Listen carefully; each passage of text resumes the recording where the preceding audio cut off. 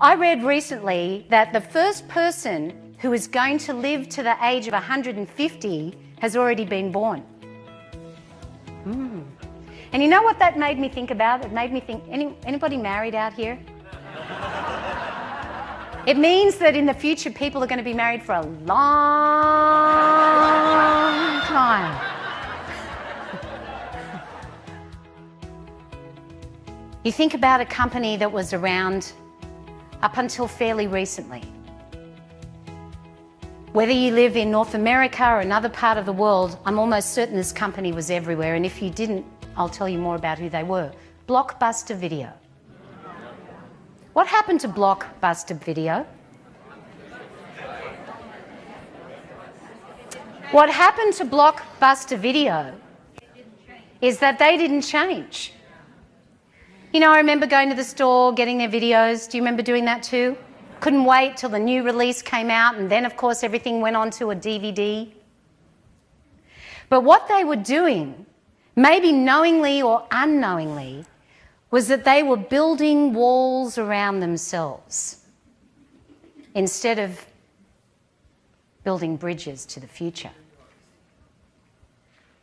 And then what happened?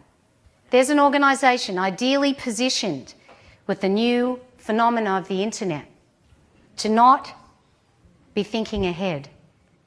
Then comes Netflix, who tore the walls down and capitalised on an opportunity to build bridges to the future. And they saw an opportunity, whether we're talking about any organisation at all. We have a legacy and we have an identity.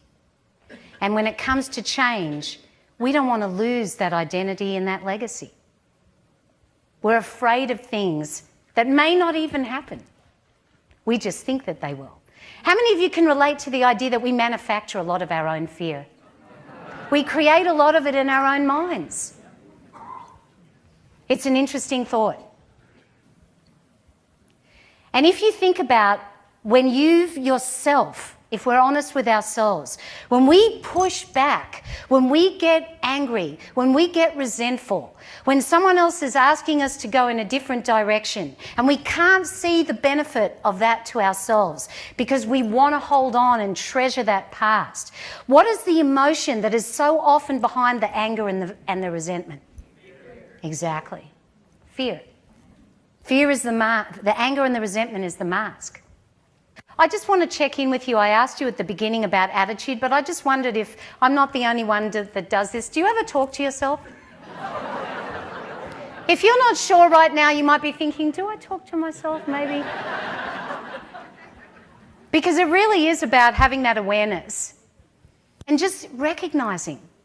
This is a thing that intrigues me when I also hear people talking about change.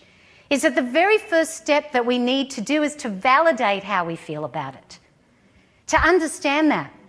You know, so many organisations expect people to just adapt, and I can understand that, but the very first thing that needs to happen is just accept what you feel about it and understand that you feel that fear or you feel that concern. It's a natural human reaction to feel that about change, to want to kick into the fight or flight response. So we have to understand our emotional state first, and then to just ask ourselves, what about my perception?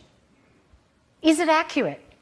It might be my truth, but is it the same as everybody else's truth? Maybe people see things differently.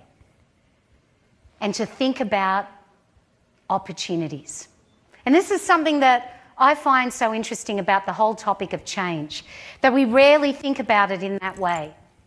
But there are opportunities, great opportunities that can come from change.